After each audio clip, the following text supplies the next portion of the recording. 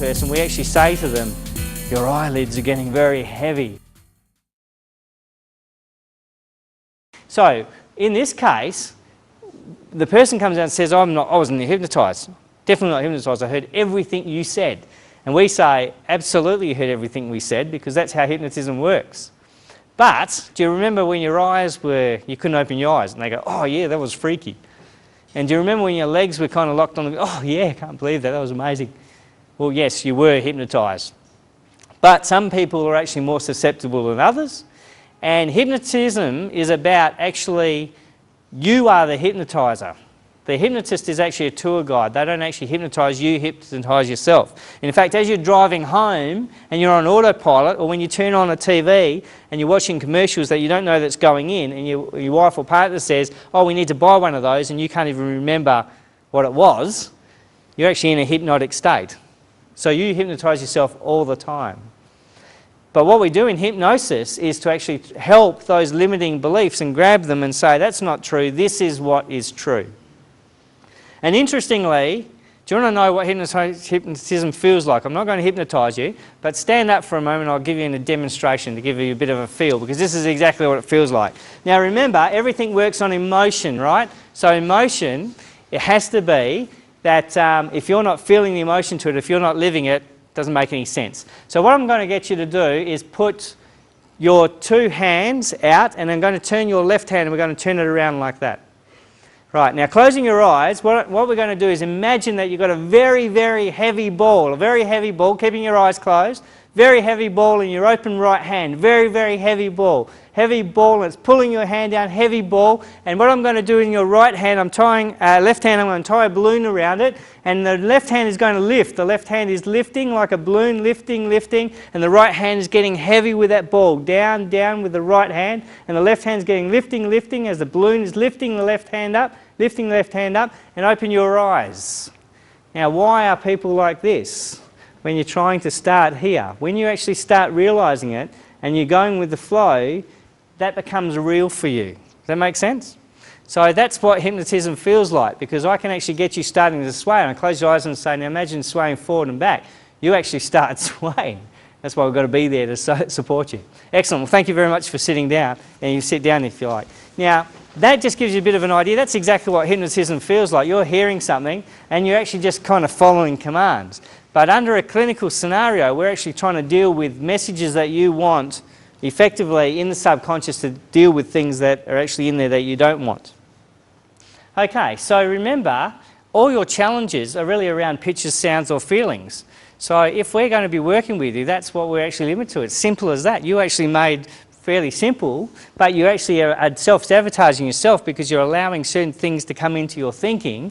You're actually programming yourself and your self-talk and all those kind of things that actually get you feeling negative. I've got a question at the back.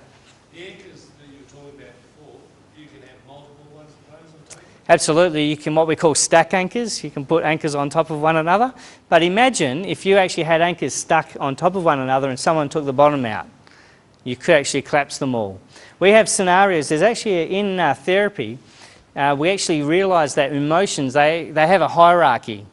And it's like a bit like a tree. If I've got a branch and I've got the leaves, instead of dealing with a leaf at a time, what would be the better thing to do? Boom! Go and take the whole trunk. No greenie here, eh? I'll work for the environmental guys here, so I won't kill the tree, but I'll just take off that branch, no. But if I took off the branch, I'm solving the leaves. But the problem is, I've got to know what the hierarchy is. Because if I take off the right one, I can lose the things below it. And your belief systems are actually like leaves on branches, because the leaves, those belief systems, are actually tied to a branch which we call values. And when you shift your values, your whole beliefs change as well. So if you valued religion and then moved away from that, all the beliefs about that religion are gone.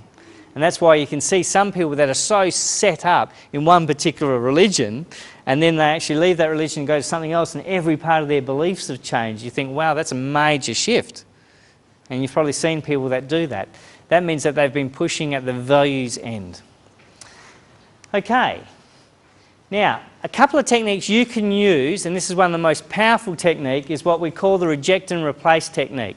This is where you've got to start taking control of what you're telling yourself or what you're hearing yourself saying, and stop that going into that filtering system. Remember, because that filtering system is the conscious mind. So for example, if I went to do something and I said, I'm not good at that, the technique, as shown here, is if I say, I'm not good at this, you say reject, and then you put in what you want to say. You say, I'm as good as I need to be right now in this.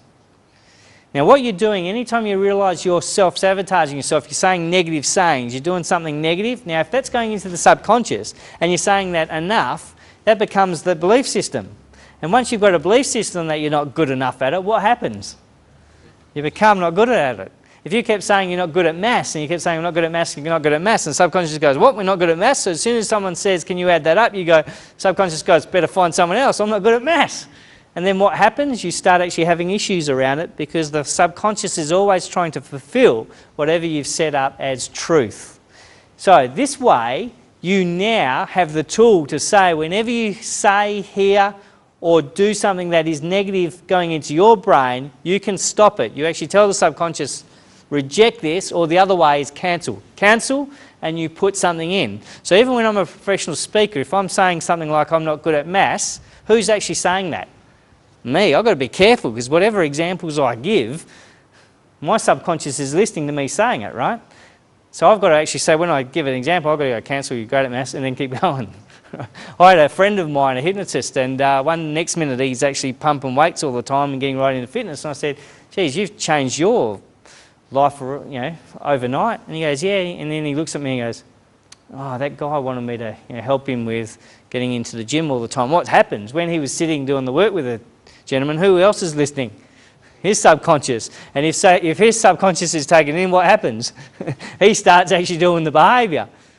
So you've got to be very, very careful of negative people in your life, because negative people will be saying negative things, pulling you down, making you focus on negative things. And remember, when we focus on negative things, our filtering system says that's what's important to us, and it goes about trying to identify other negative things. Remember, we call that away from motivation. Do you remember that session?